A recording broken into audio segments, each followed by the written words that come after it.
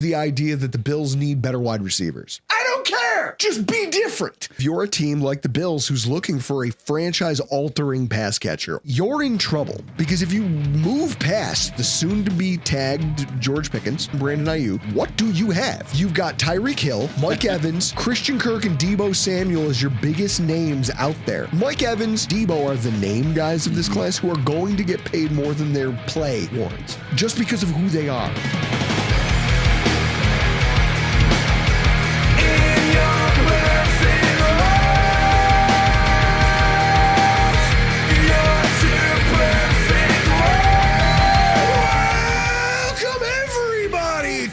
To the Rock Pile Report podcast.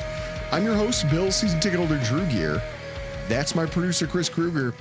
Riding shotgun this evening, Mr. Ryan Lasel of the Rock Sports Network and hashtag sports fame. You getting your own show over there anytime soon? Yeah, working on it, Working on it. I feel like you've been... Do you need me to come negotiate this for you? No, I just need to commit. Is what it is. You know me. I just like being the talent. I don't like having pressure. Talent. If they want to produce a show for me and I just got to show up and click go, I'm all for it. But infrastructure's the hardest part. I think that was actually why you made the most sense for a lot of those draft shows, because you had everybody kind of doing your, like, in retrospect. Oh yeah, everybody did all the work for me. The day we drafted Keon Coleman, I started the show by saying it was the worst idea on earth. You orchestrate the conversation and just watch everybody. Oh, yeah. If you go back and watch all of I don't do a lot of work. I've never done a lot of work. I'll never be accused of being an overworker when it comes to podcasting. But I am entertaining, dancing bear kind of stuff. And I know how to make sure everybody gets their time. So, the guys want me to do a show. Paul keeps bugging me about, like, hey, what are you going to do in the offseason? And, my goal is to just kill enough time until, like, the offseason's over. And it's, like, draft stuff. And there's, like, stuff to talk about. So we'll see. Wow, see, this is when we have the most fun. Yeah, this is the summertime when there's seemingly nothing to talk about. If there's been anything we've learned over a decade of podcasting, this is actually where you get to have the most fun, because people go, well, what am I going to talk about? Literally whatever the hell you want. Yeah, baseball starts Saturday. We're not talking about that. I'm just saying, spring training starts on Saturday officially. First game. We can start talking about the Sabres being in the Stanley Cup playoffs. And then we can start working on all the graphics if we win the first round and how far we're behind Toronto since we entered our drought, which I think we would have the same number of playoff series wins. One. That's like the graphics that the Bills used to be a part of, right? Used to be on the bad side of. It's where the Maple Leafs are right now. It's refreshing to be where we are. The problem is, can we stay there and can we get back on top? Because we did a show a couple weeks ago where we poked a lot of holes in some of this. Oh my God, there's a changing of the guard in the AFC East. And it was like, well, there was a lot of circumstances. There's a lot of circumstances that put the New England Patriots where they were, which is why the Super Bowl outcome was as funny as it was. And so predictable. I laid money on Seattle plus 9.5, like 3 days out. Easiest money I ever made. I thought about going 13.5 before kickoff. So there's been two games that I've ever seen that both involved the Patriots where I know somebody personally who made like ridiculous cash simply live betting and then continuing to put in live bets as the game deteriorated. Yeah. And it's the Bills Patriots first playoff game, the perfect game. Yep. And this Super Bowl, where they were like, everyone, because Vegas goes, and even these betting apps are like, no, there's no way the Patriots are going to fall that far behind. It's like, I was surprised. I was honestly surprised at how that line, because that line opened at Seattle plus 4.5, and it never moved. Nope. And I was shocked at that. I thought for sure, I jumped on them plus 4.5, like when the line first came out, because I was like, well, this is going to move. They're going to be a touchdown favorite by the time this thing kicks off. Never happened. And I was like, I'll take, I think it was plus 9.5. I think I got it at like maybe plus 450. I was like, this is too easy to turn down. Like, why wouldn't I take Seattle plus a 2-score game, right? Like, that seemed like easy money to me. No, for sure. And I think about New England and how they ended up in that place. And you think about it, they did a lot of the work in free agency. They went out and took a bad team, put a decent coach behind it, a good coach. He won Coach of the Year, before, what did we say? Mike Vrabel showed up during the Super Bowl. Like, that's the guy. You didn't get Mike Vrabel. You got Mike Vrabel. But they put together a decent roster through free agency because they had money to spend. Sure. And so this is the time of year where everyone starts turning their eyes to free agency and starts trying to have conversations about, hey, what are we doing? Well, what's my team going to do? How are they going to buy their way into improving their lot from last year? And that's the sexy thing this time of year for everybody to talk about. I think that it's some of the talk that I'm hearing, though, and the people who are trying to prognosticate, like, I like this player, that player, it's a little premature. For me, anyway. And what do I know? I'm just a guy who's been sitting here for a decade doing this, going, hey, how did I came up with a bunch of ideas in this year, and I wasn't even close. But also, was I not close? The market kept developing right up until like 2 or 3 days before signing day. How did I miss that? What did I miss? Let me go back and reevaluate that so that I don't make the same mistake last year, or that at least I'm looking at the right things. And so ahead of that this year, I'm thinking to myself, as a team that has some work cut out for it, to really put itself back into that conversation of, I am a division winning Super Bowl contending team, which I think you always have a shot at as long as you have Josh Allen. Absolutely. But you need to cement that. Last year proved it. You've got warts and you got to figure out how to fix them. You take a look at what's going to shape the next 2 weeks before the run up to signing day. You've got tags. Tags are going to come out this week. You know, the combine's less than a week away where all the free agency back channeling really happens. And also, there's a lot of, Chris, if you want to go ahead and on that screen, do me a favor, pull up Spotrack's free agent tracker. Right now, the free agency market is a little dull, right? Like this might be the most uninspiring free agency period in terms of just pure UFA talent that I've seen in at least a couple years. Yeah, I mean, look, I would challenge, and again, we go back to like I don't do a lot of work stuff when it comes to these podcasts. I don't do a lot of prep, but you did say we were going to talk about free agency, so I started to like churn my brain. Like, when's the last time that we looked at free agency and said, wow, that's a really big name difference making free agent? Like, when's the last time that happened? Von Miller. I mean, he literally got his own YouTube short made about his free agency which was experience. 6 years ago? 5 years ago? 5 years ago. Okay. So like after that, when was the last? And even Von Miller, the argument was like, he's moving into his mercenary stage, right? Exactly. He's moving into his like, when's the last time? Like, and it might be after this, but I just go back to like the Bills and Mario Williams. Yep. Like, when's the last time that there was that kind of guy that actually hit free agency? Because now there's been like this foundational shift among teams where it's like, we don't let these guys get to free agency. We don't let T. Higgins get to free agency. Nope. We don't let Max Crosby, Trey Hendrickson, Myles Garrett. You'll never see the light of day. We don't let those guys get to free agency because if we think it's going to get there, we trade them. Of course. And if we don't trade them, we tag them. And then we eventually just get to the point where the cap goes up to the point where we can re-sign them, right? And like that's why Trey Hendrickson is such an interesting name, because now it's the second year potentially of a tag. Are they going to tag him? If they don't tag him, he will be that guy where it's like, yeah, this is the biggest free agency, name out there, but then you can make the argument like, how good really is a 31-year-old Trey Hendrickson, and how much of an impact does he have on these teams that are out there, and the teams that have the money to sign him? Does he want to go play in Tennessee? Oh, for sure. Does he want to go play in, insert name here? Look at what happened to the Max Crosbys of the world. Yeah. Jesus, not Myles Garrett, but let's talk about Myles Garrett's an example, though. Micah Parsons. Yeah. Micah Parsons was the guy he's the poster child. He was, like, I remember having a conversation with Greg Thompson of Cover One where he was flat out saying, it would be nice to postulate about a Micah Parsons trade, but that will never happen because they'll never be dumb enough to let him go because he's 26 years old and arguably the NFL's highest upside pass rusher. And they let him go. And they let him go. And you can argue it worked out. Which is interesting, right? Which is shocking. Because no one thought that was going to happen. Everybody was like, Jerry, what are you doing? And then you're looking at it in retrospect and it's like, yeah, well, I mean, yes, it took the injury. Yes. Right? But injuries happen.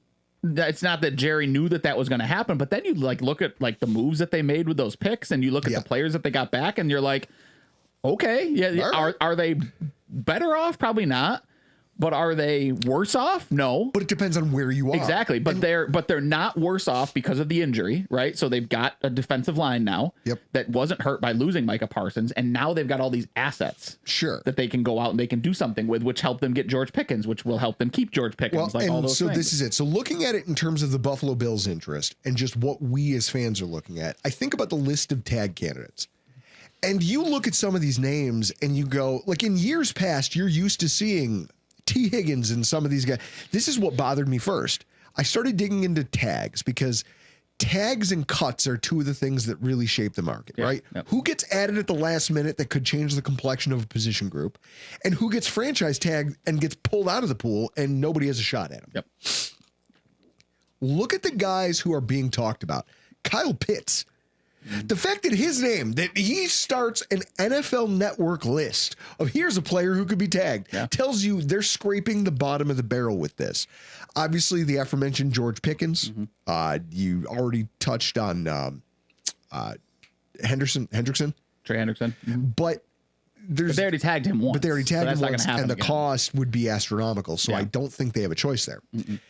Alec Pierce is being talked about as a potential tag candidate after they find a dance partner to trade Michael Pittman to. Yeah, that's interesting, right? Because I don't buy that, right? I don't buy it at all. Of the tag rules, like I don't see them paying him that much money, right? So it's there. It would be their way to handcuff a young up and coming talent and force him into a contract. The same thing that got Myles Garrett, that handcuffs him forever to Cleveland. The same thing that handcuffs him forever to the Raiders. Max Crosby to the Raiders. Look at this. Devin Lloyd, a linebacker from Jacksonville. If you tag a linebacker in today's NFL who's not like a premier pass rusher, you're an idiot. Yeah. Like it's just a poor usage of assets. This week, we were laughing in our group chat about the fact that Tremaine Edmonds just got released. Tremaine Edmonds, who signed what? A $100 million contract in free agency. And the Bills basically had to pick between All-Pro Matt Milano and Tremaine Edmonds. How many Pro Bowls does Tremaine Edmonds have? One? I don't think he has any since he left Buffalo. Does he have maybe one? Maybe one. Maybe one as an alternate? I don't know. How long has Pro Bowls mattered? Well, true, but also it's a recognition the Browns have a Pro Bowl quarterback, right? This is true. Once Shedeur Sanders made it, I was just like, oh, let's fold this whole thing. Let's just stop doing it. Yeah, how about that? The idea, though, that Odafe Owe, who got traded from the Ravens because they didn't want to sign him to a contract, is going to go out to L.A., have a decent run to the end of the season, and what, you're going to tag him and force him into a contract? Yeah. I doubt that. If you tag him, he'll laugh all the way to the bank. It would be the best outcome of all time for that guy. Yeah, absolutely. Because on the market, he's not going to get anywhere near that. No. What Kenneth Walker and Breece Hall are being discussed. Meanwhile, 0 Buffalo Bills players. There's not a player on the Bills roster that's worth tagging. And also, how long has that been a dynamic? We haven't had to use a franchise tag in how long now? Yeah, I don't know. When's the last? Who's John the last Fina. Bill that got? No, he was the first. Tagged? He was the first. He was the first. The last Bill that got franchise tag. Who was the last Bill to be franchise tagged? That's a good question. Chris, go ahead and give it a goog. Give it a goog. I think that's Call in if you know. I think that's important because you start talking about what they're going to do with this. Like, how do the Bills approach this? Well, you start developing a list, and then you find out, okay, this guy's being tagged. Cordy Glenn. Yeah. So this regime has never placed a franchise tag on a player. I think it's important. Yeah, because that would have been, because 2016, that would have been Whaley. It underscores that they get their business done early. Jarris Bird before that. Remember Jarris Bird? Jarris Bird. That's, to me, it's just insane. He had one good season and then was borderline relevant in the NFL, like a rosterable player. Sure. But look at the money that guy made. Oh, yeah. Yeah. I just think, like, you think about the guys who you're talking, and I also found it funny as I was looking through this. T. Higgins and Trey Hendrickson both have the initials TH. Not only will they share that in common forever, but also they both milked injuries because the Bengals wouldn't stop tagging them. Yeah. They're like, oh, two can play this game. We'll just kind of limp our way out of here. I think that's another reason why you wouldn't tag him. Because you've already seen, like, he's willing to make business decisions. Oh, sure. So if you tag him again, you're just going to get 7 to 8 more games of him, and then, my hamstring. I can't give it a go, coach. Yep. Sorry. For a guy who I think in Zach Taylor's probably fighting for his job. Oh, he has to be. He has to be this season. Do you want a guy in your roster like that? Who you're like, you're going to eat up most of my cap space, and also you're going to give me 80%? On a defense, it's not good. I mean, they have a lot of things to address on that defense. Yeah. I also think but the theory around the tag usage has changed now. It used to be, I'm going to tag you because I want you here. I think now, especially given the state of the free agent market, you're going to see tags flirted with and floated because it's become a trade mechanism. Yeah. It's become a mechanism to force the hand. The example I have, Chris, true or false, is the layman here in the room. It's idiotic to use the franchise tag on a running back. True. It's so stupid that only 12 GMs have made that decision since the tag was created back in the early 90s. 12. In 2023, 3 running backs got tagged. Saquon Barkley, Josh Jacobs, and Tony Pollard. Yeah. One of those things is not like the other. Yeah. It is generally a mistake if you do this. What did the Giants get out of it?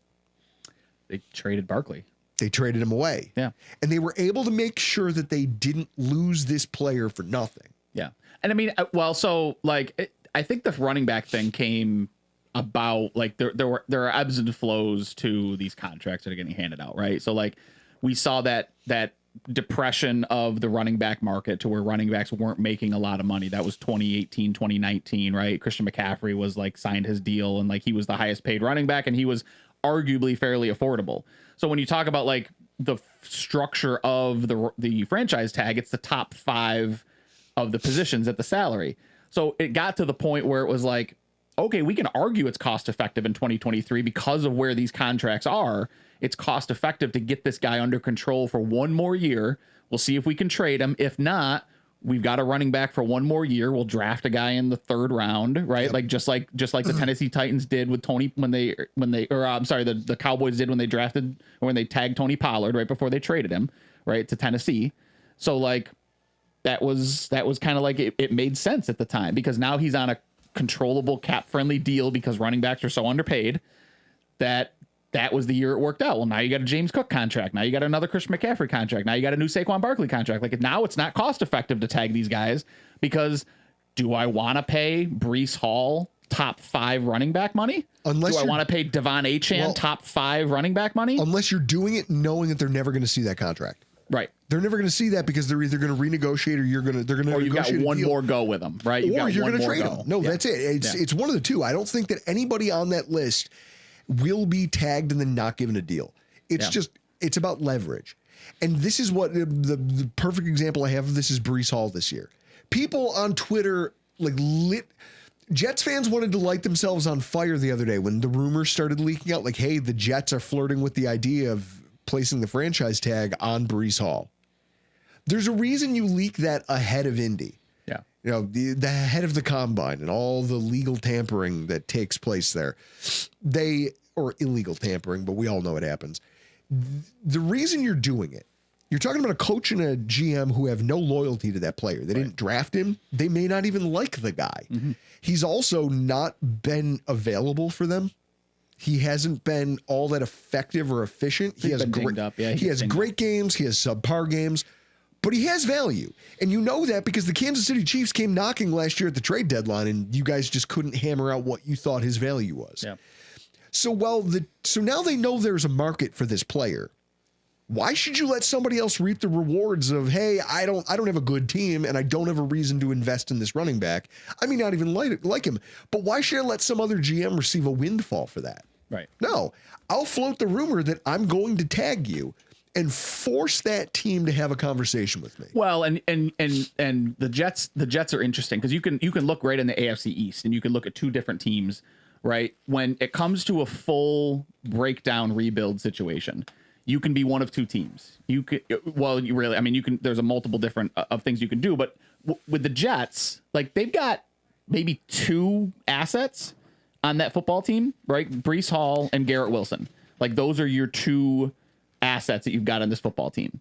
So you've got a decision to make. You can either say we're going to build around these two guys, in which case, they've got the cap space. They absolutely could tag and then sign Breece Hall if they wanted to, right? Like they've got the cap space to do that. And they could say, we're going to go into the offseason. We're going to draft a quarterback. We're going to have two high powered offensive weapons in Hall and Wilson. And we're going to just see what we can build around. Right. Or you can trade them. You can tag Breece Hall and you can trade him because he's an asset that can help you with your rebuild. Or you could be the Miami Dolphins, which we talked about via text, right? Like they have no assets. Well, we're going to talk about that as we get towards the end of the show. Got rid of, so like they've got Zach Sealer. Like who's their asset that they have if you're the Miami Dolphins? Tradable assets. They're in a world of hurt. Right. So like you're in trouble if you're in that situation. So when it comes to the Jets, like I absolutely could see them tagging and trading Breece Hall because he's one of the few assets that they have left. And if they don't plan on signing him long term, don't let him walk for free, because even if he gets you a third or a fourth round pick, like that's an asset you wouldn't have had if you hadn't have tagged him and traded him. Right. But so now if you're a GM who's sitting here having these conversations where you're going, well, shit, now you're Veach over there in Kansas City going, all right, well, if they're going to tag Breece Hall, I really wanted that player, and I thought I was close to getting him in October or November when the deadline was rolling around. Do I have to go back to the table to have this conversation with him?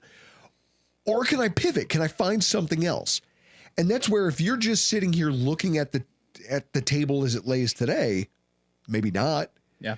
But that doesn't mean that in the next week and a half that won't change, because if you're watching, you just mentioned the Dolphins. In fact, guys, the Dolphins are going to be kind of a punching bag throughout this podcast. Oh, God, the Bills fan and you will enjoy this conversation because you're starting to see what the Dolphins are having to do as part of their rebuild. New GM, new head coach. We've got a new vision for this team. We already see bad contracts and players that we have no faith in. So get rid of them now. Yeah. Well, what the Dolphins are. Well, look at this. Nick Needham.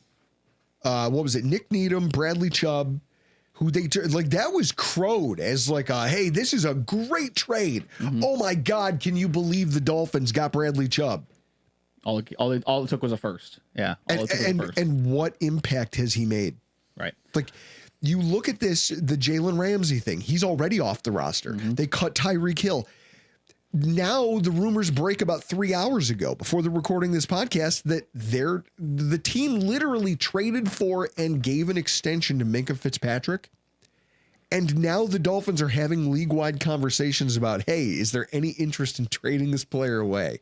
They are stripping this thing down to the studs, but a lot of it's because they don't have any assets and they don't have cap space because of the mistakes of the previous regime. Well, and that's the issue too, right? Like they're getting rid of these guys that you could argue, Minkah Fitzpatrick, Bradley Chubb, like you could argue that these guys would have been okay during a rebuild, right? Yes. Like let's not get any delusions of grandeur as to what these guys are, right? But when you're also staring down the barrel of there's not a soul on this planet that's going to take Tua off of our hands at this contract level. The most untradeable contract in the NFL. What they're doing is they're clearing the deck because they've got to figure out a way to cut Tua and just eat that salary in 1 year, because this is going to be, I mean, for Bills fans and Miami Dolphins haters, like the Dolphins are going to be bad next year. Like they're going to be like 1 win, 2 wins, maybe bad football team because, they're really in a world of hurt. So if you're a team like, they've got the 11th pick in the draft, right? So if you're a team that, maybe wants a Devon Achane or maybe wants the 11th pick in the draft, like, could you absolutely see them go, hey, you're going to have an opportunity to draft a quarterback next year and you're going to want Arch Manning, right? Top 2 pick in the draft, whatever. You're going to get Arch Manning or insert name here at quarterback. Wouldn't it be cool if you also had a pick at the back end of the first round that, you could use to add a lineman or add a wide receiver or add, any type of player? Like there's all the reasons to look at the Dolphins as like a carcass to be picked. Oh, of course. This year, because they're clearing the deck, because they're going to get rid of Tua and they're going to try to eat that salary in one season. And that's why you get rid of a Chubb. That's why you get rid of a Tyreek Hill, because now you're clearing that cap space. Well, since we're talking about we can still field a roster. Since we're talking about it, this by Brett Coleman was stunning to me. Steve Palazzolo was talking about the idea that non-draft quarterback picks since 2022, the Packers have the most in the NFL. The Dolphins with 37.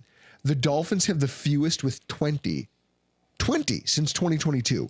That's 2022, 2023, 2024, and 2025. 5 whole draft classes full of players, and they only had 20 picks. That's how you end up in this situation, because they had a GM who every year thought he was one big splash trade away or one move around the I don't even think he traded up in the draft, did he? Yeah. Like, I know, like, in the later rounds, you'd see the Dolphins, or like second round, they're going to move. They traded away for NFL talent because they thought they were on the doorstep of contending, and they were nowhere near it.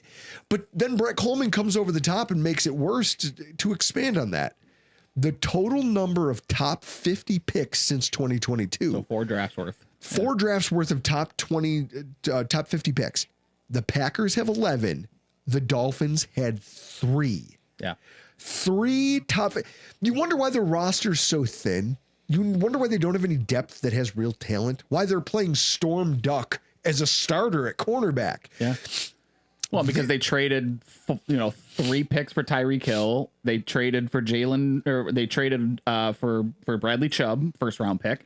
So, like, they're trading these assets, and therein lies the issue. When you talk about going for it, like, they went for it wrong, but at the time, their thought process was, McDaniel, we're the Rams of the Southeast. Well, the thought was at the time, right? Like, McDaniel and Tua just came off of this giant season where Tua got hurt, and you could make the argument that they were the best offense in football. 1 second, Chris, do me a favor. Google the date that they announced the trade for Jalen Ramsey. Yeah. The Miami trade for Jalen Ramsey. And they decided, like, we've got this great offense.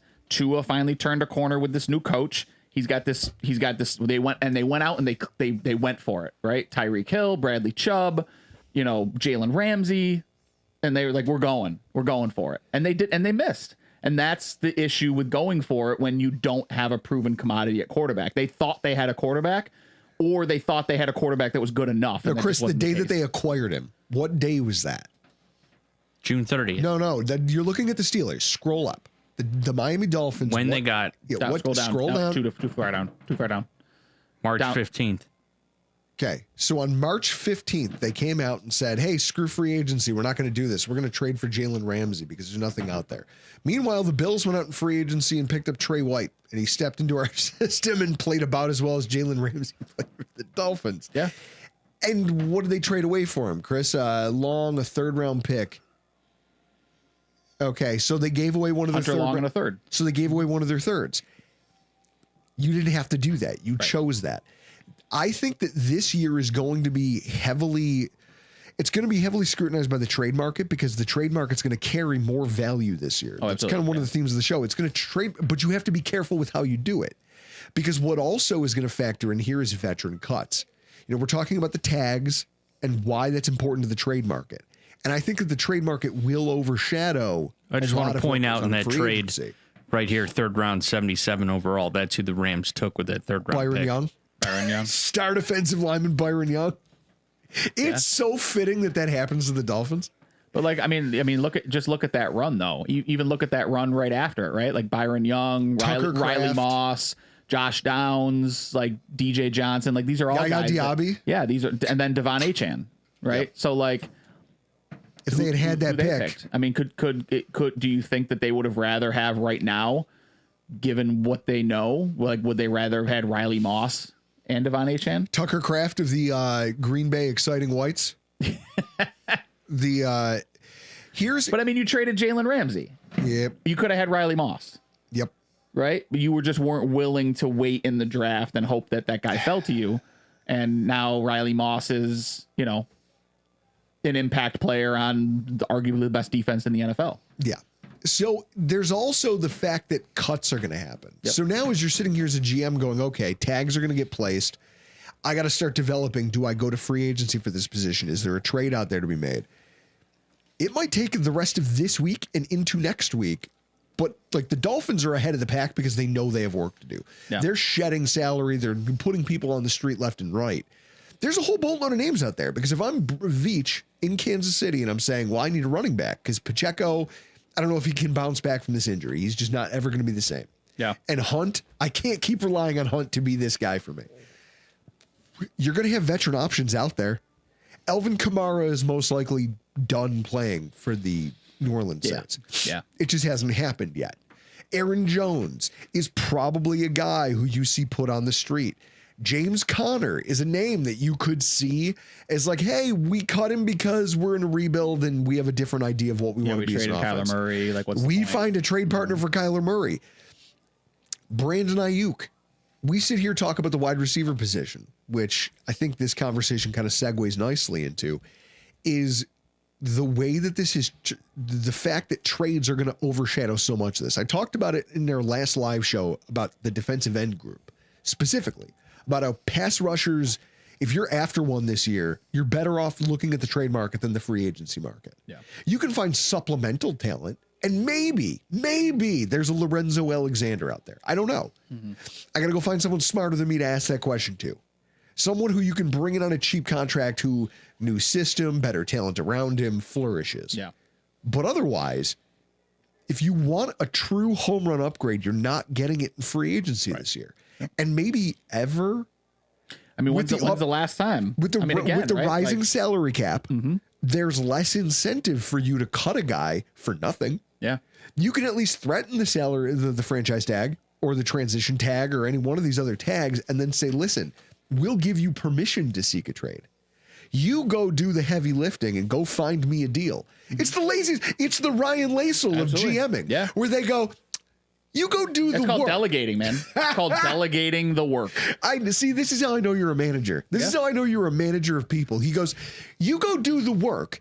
Bring me your good idea, and then I'll put my rubber stamp on it, and then I get my flowers from everybody if it ends up going well. Yep. Absolutely. Yeah. Yeah. I mean, because, you know, it's like, I'm happy with where I'm at with you, right? If you're gonna, you know, I've tagged you, or you're on the last year of your contract, or I've picked up your 5th year option, I'm good, man. Like, I've already worked that part of this deal into my budget, or into my salary cap in this instance, right? But as a manager, like, same thing. You're a line item on my budget, and you fit in my budget, and you fit into what I plan to do with this team. If you'd want out, you go figure out how to get out of here. I've got no obligation to get you out of here. I'll listen, and if I think that if this is going to make me a better football team, or this is going to put me into a better situation, or it's a better line item on my budget, or fits better, cool, that's awesome. But I'm not going to do the work, because the work that I did was fitting you into my budget and finding you a fit on this football team. That's my work of this.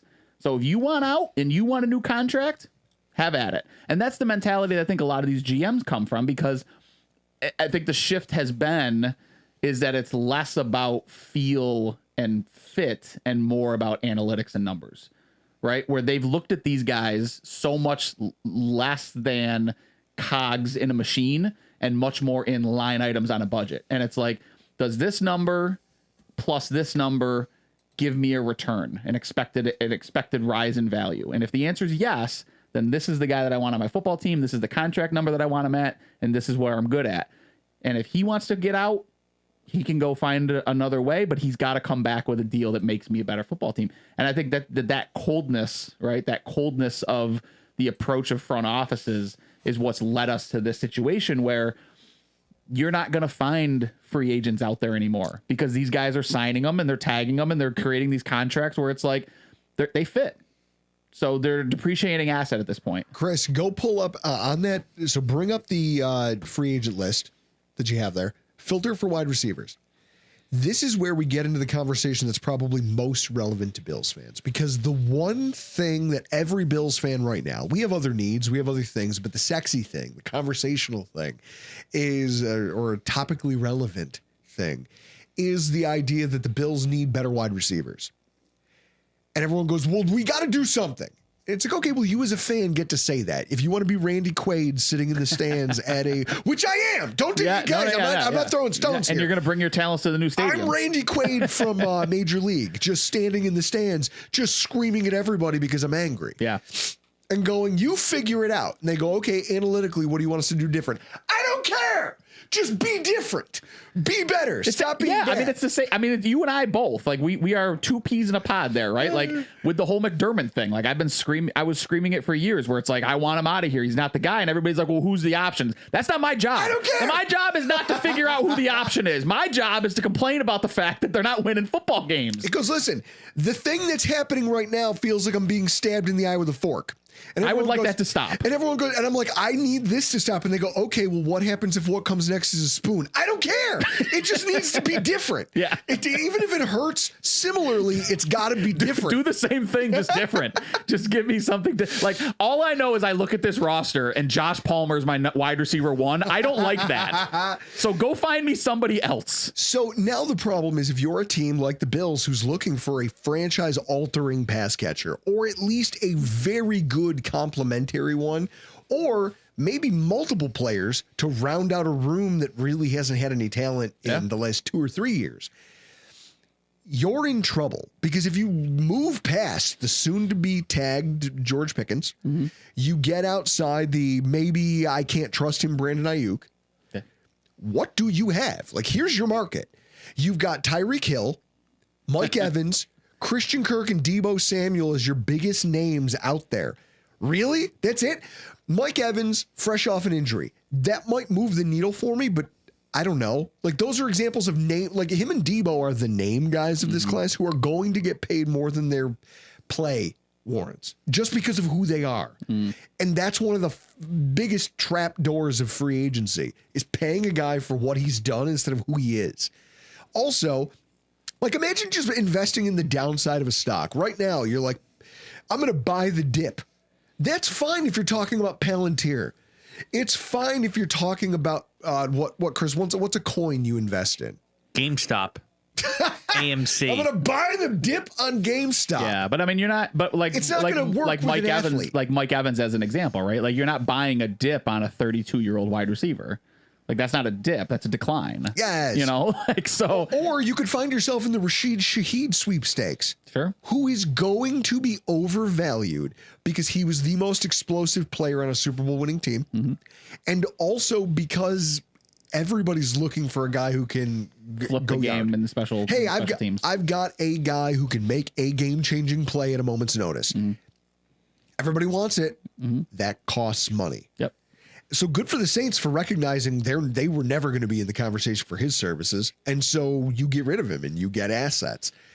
But also, do the Bills want to be in a pissing match for a player who, do we know, like, does he have a track record of being good outside of, like, last year he was a thought. Yeah. Everyone now who's talking about Rashid Shaheed, at the trade deadline, he's a good idea. Yeah. Because you have an idea. You get a fuzzy kind of like the kid who's trying to watch the Spice Channel after his parents go to bed. You can kind of see a fuzzy idea of a player who you're going, this guy could be something really cool, but it could also fizzle out and go nowhere. Yeah. Remember when we signed that Hardy, Daquan Hardy? Daquan Hardy. And everyone went, well, he could be a really great downfield receiver. And instead, all he was a decent punt returner. Yeah. Who had one great play in his career as a Bill. Yeah.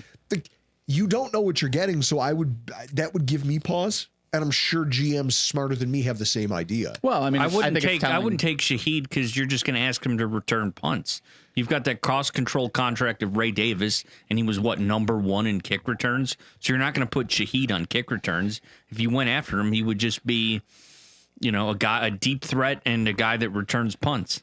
Yeah, but I mean, you also saw the impact that type of player has on a football team. I mean, you saw, but he walked into a perfect situation in Seattle where they didn't need him to be anything more than that, right? Nope. Buffalo probably needs a guy that's going to be more than that. If you're going to pay him the type of money he's going to get on the market, it's telling that Seattle didn't sign Shaheed when they traded for him, right? Nope.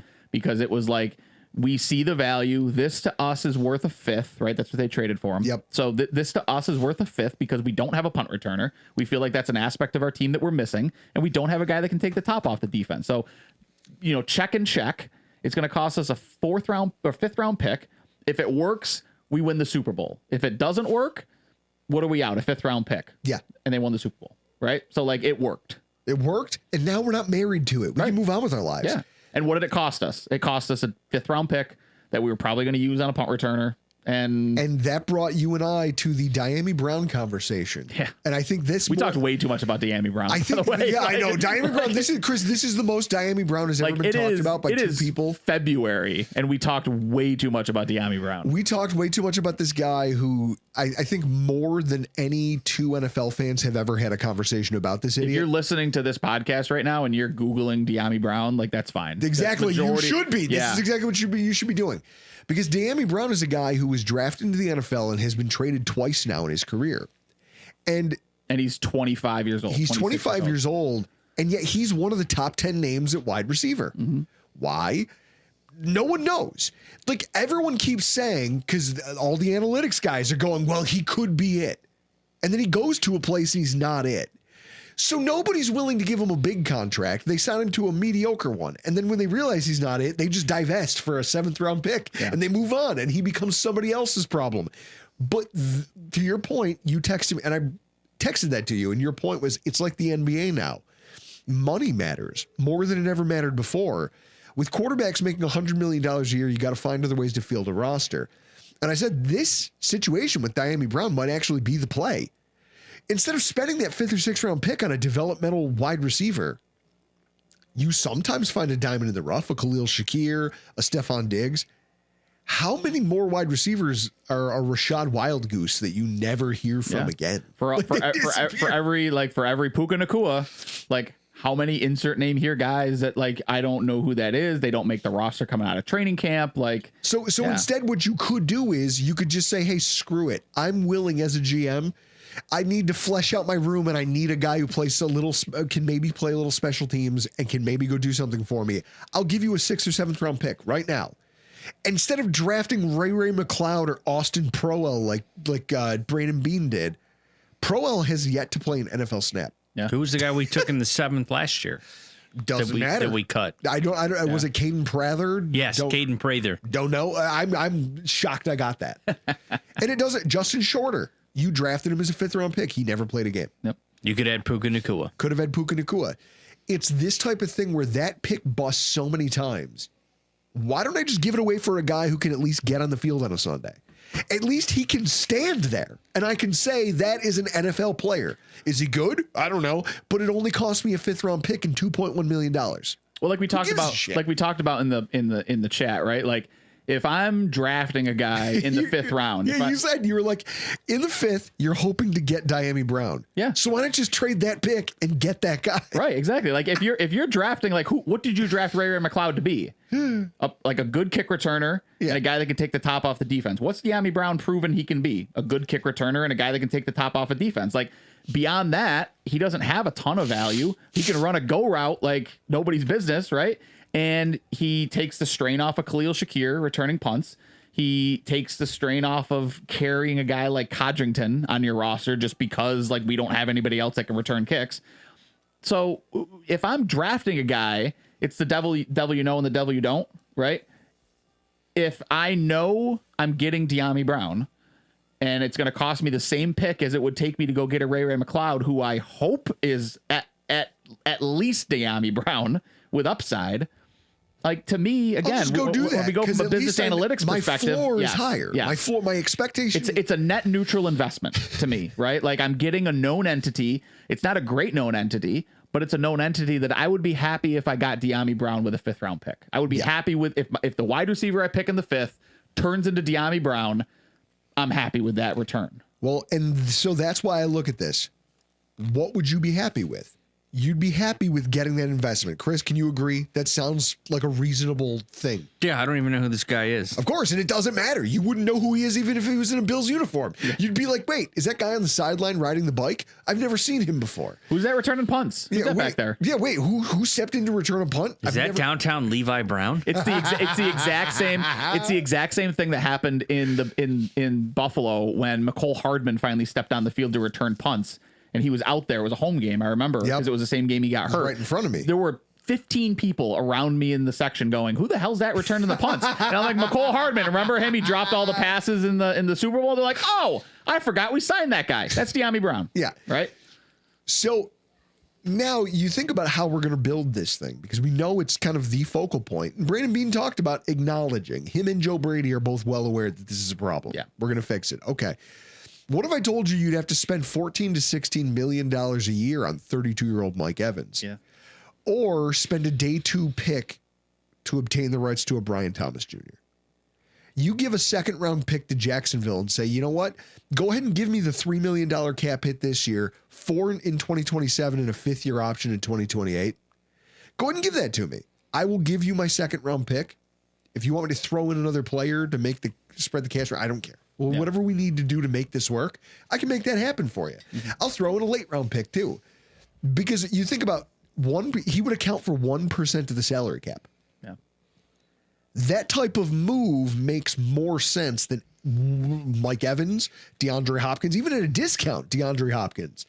Even if you were to go down this list, Chris, go back to the overall list of wide receiver free agents. One of the things that you talked about just now, I think, is an important aspect to remember, and that's where I talked about the NBA, right? Yep. Like the NBA matters now, because when you hear things about the NBA, one of the things you hear leading up to the trade deadline is they included a player to make the money work. Yep. Right. So much more now and the NBA has done a really good job of kind of like structuring their salary cap to where they have things like player exemptions and veteran, and vet exceptions.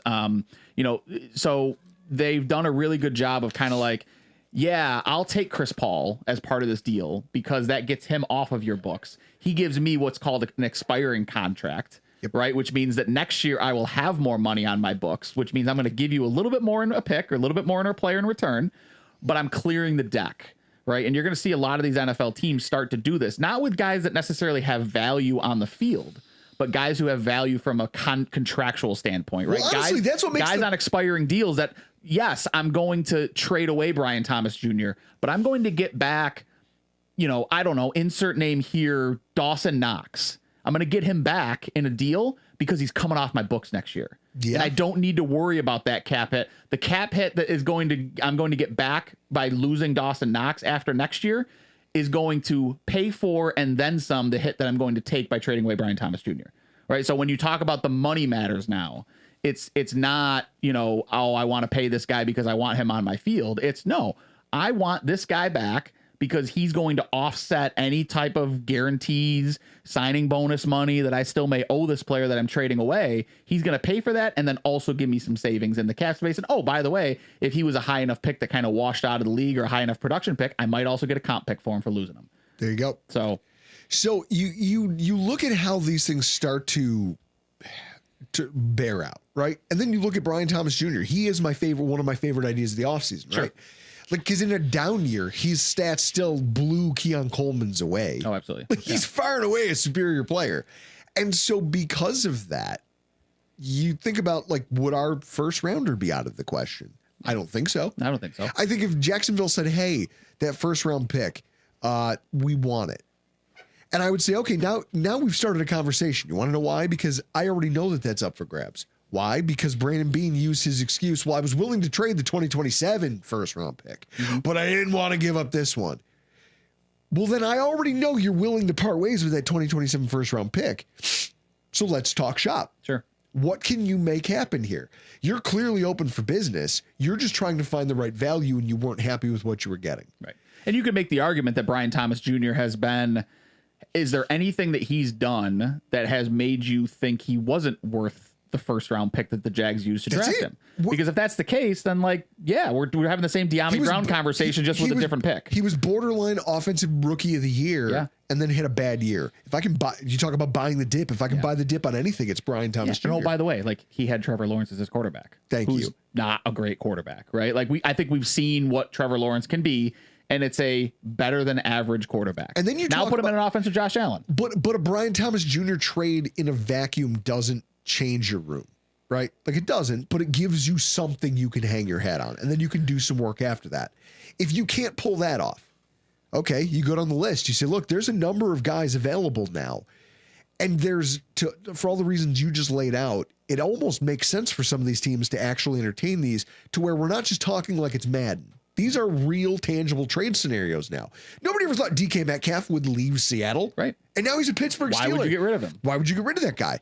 Well, now you're sitting here saying, would I rather take a day 2 wide receiver. You know, they're talking about guys like Casey Concepcion and, can I get with a late round first? Can I get a guy who's a borderline talent in the NFL? Maybe he's got upside because all the surefire guys are already gone. Sure. Or can I take a combination of day 3 and day 2 picks and can I go get an AJ Brown from Philly? Mm-hmm. Just doesn't seem like it's working. $23 and $22 million cap hits over the next 2 years, but what's that in today's NFL? Right. I can work around that. Right. Also, let's say that's not your thing. And you say, okay, Michael Pittman. Here's a guy who's been an underrated wide receiver in the NFL. And multiple 1,000-yard seasons. Why wouldn't I want that on my room? He's been a wide receiver, a top-tier wide receiver 2, low-tier wide receiver 1 in fantasy, right? And fantasy, say what you want about fantasy football players, but when you look at how guys produce on the field despite situations, that's a good place to look. Where a guy finishes in fantasy football is an indicator of production. And he's been a top end wide receiver 2, low end wide receiver 1, which means a top 12 to 24 wide receiver in the NFL. That doesn't happen. Those guys with the quarterbacks that he's had don't happen to non-talented players. Right. Yeah. So then again, take him out of a bad situation and put him in an offense. It's Diggs and it's the Diggs situation in Minnesota where he's got Case Keenum throwing the ball. Yeah. So he would arguably cost less than a Jefferson, a Brian Thomas Jr., an AJ Brown. You could probably have him for a little bit less just because he's not you're talking to a team that already has allegedly everything you're hearing in the market. They're having concerns that they don't want to let Alec Pierce walk. Mm-hmm. Well, here could come Brandon Beane and solve your problem for you. Yeah. And they don't know who their quarterback's going to be. There's a lot of questions in Indianapolis this year. Yeah. So now here's the question. Do you trust Brandon Beane to make the right value call here? Do we, as 3 people sitting in a room who care about this stupid team, care about we care about the decisions he makes? Do we trust he will make the right one? That's a problem. It's hard to try and answer. He's the newly minted president of operations, GM. Does he know what's at stake? Do we trust that he can read the room and understand the situation that he finds himself in as an NFL professional? You know, players run into it. Players run into these oh man, I'm in a contract window where if I don't perform, there's consequences. Yeah. Brandon Beane's not any different. Sure, you got the nod of confidence from your owner. What happens if you go out there and reproduce the same results that Sean McDermott produced with half-assed rosters with clear and visible deficiencies that blew up in your face later in the year because Josh can't paper over everything? I don't think he'd survive that. No. So I'm hoping, right, that he has an awareness. And what I was going to tell you before I forget, Brock Osweiler. This is one of the craziest things when you talk about trades and people trying to clear the deck. The Houston Texans signed Brock Osweiler to a starting quarterback deal and 2 years into it found a way to dump him off on the Cleveland Browns for a second-round pick. They gave them a second-round pick and gave them the player, and I think they also threw in a swap of late-round picks just to clear the books. Mm-hmm. At the time, I was like, why aren't more teams doing it? Yeah. That may be what the Dolphins have to do to get rid of Tua. Yeah, I mean, we talked about that, right? Good luck finding a dance partner. It might cost you a day 2 pick to and then that count of top 50 picks goes down if you've got to get rid. If you've got to send a second to get rid of Tua, but then you've also got to find a team that can take on that kind of contract. Sure, right? If I'm New England and I've got all that cap space, would I take on a Tua for if I'm getting a 3rd-round pick back with it or a 2nd-round pick back when I need more impact starters and I need to stretch out this Drake May thing as long as I can? I mean, there's options. I think there's options there. Everyone here in this room has either rented an apartment or inherited a house. And most of you listening have had this experience where you show up and you go, okay, I bought this thing. I'm here now. This is mine. And you walk inside and you really start looking at the fine details of what you just inherited. And you go, what the fuck did you people do here? Yeah. That's what's going on in Miami right now. And God help them. I mean, the most untradeable contract. It's hilarious. Brock Osweiler trade, that second round pick was Nick Chubb. A pretty good deal. Hilarious that he went on to become a Miami Dolphin. Pretty good deal. Pretty good deal. Interestingly enough, Nick Chubb went on to become a Houston Texan. So yeah, so I mean, I think going back to Bean, like I think he has to understand what the stakes are, right? Because this is the cycle. The first guy to go is the coach. The second guy to go is the GM. The third time around, it's both go at the same time, like we just saw in Miami, right? The first time it was Saleh went, not Saleh. Flores. Flores went, and Greer stayed. Then it was Greer, and they were going to keep, and now both McDaniel, and then they were like, we changed our mind because nobody wants to take our GM job with this idiot around. Right. Yeah. So I look at this and I say to myself, you have some competition in this. Here we are talking about Brandon Beane, and I think it's worth saying. I feel like for maybe even some of the wrong reasons, I feel like we can trust him to do something. Now, it might be highly performative. He may not even believe in it, but he might understand, hey, the optics of this, I have to do something to win some confidence back that we actually are trying our hardest to give Josh all the weapons. The press conferences with Joe Brady, where they just keep saying aggressive. We're going to be aggressive in our pursuit of this. And we're going to do this. And we're going to do that. We recognize that we need a downfield passing game. Yeah. You go, okay, well, then you better put your money where your mouth is and go build the damn thing. But then you take a look at his career hit track record and you realize maybe we give Beane too much flack for not trying to pursue the wide receiver trade. He's done it his entire career. We don't see it that way as fans, but look at this. Trades a third away in his very first season for Kelvin Benjamin when it looks like, hey, the Bills are going to make the playoffs. Let's go get Kelvin Benjamin. Now he turned into a glorified tight end.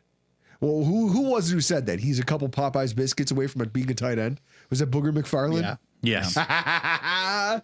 Everyone hates that guy. I like that he just says the wildest shit with his whole chest. Then he trades away a first and other draft picks for Stephon Diggs when they watch the 2019 season happen and go, hey, we paid the line. We built the team. We paid defensive players. We built what we thought was a really good, well-rounded roster, and our offense was still pedestrian at best. Yeah. We need explosion. All right, Stephon Diggs. Right set in circumstances, disgruntled player, didn't like the value. This team wants to clear its books. Mm-hmm. They don't want that money. We say, hey, we'll give you the extension you're looking for. We'll pay it and give us that guy who you think is too much of a problem. He also arguably the best first round pick he's made as a GM. Yes, there is that. And then he was attempting to trade that 2027 first round draft pick to get Jalen Waddle at the trade deadline. The Dolphins just probably were never going to do it. If I was the Dolphins GM, I would take that call from the Bills. I would hear that conversation and go, okay, you're going to give me what? Oh, a first round pick in 27. I'll get back to you. And then I would leverage everybody else who's calling with that. Yeah. There's no way I would trade him to a division opponent. Not unless it was this year's first, right? Yes. And I think, and we, you have it marked here, like, do they revisit that?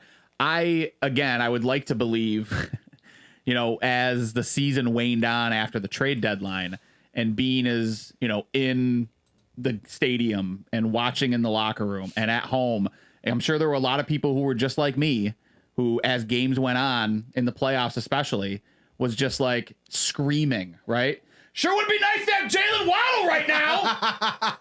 Boy, what a weapon that would be, right? Like, maybe he heard enough of that where he's like, you know what? God, I mean, Sean was basically saying it at the podium. Yeah. He's like, oh, Jacoby Myers, that would be nice.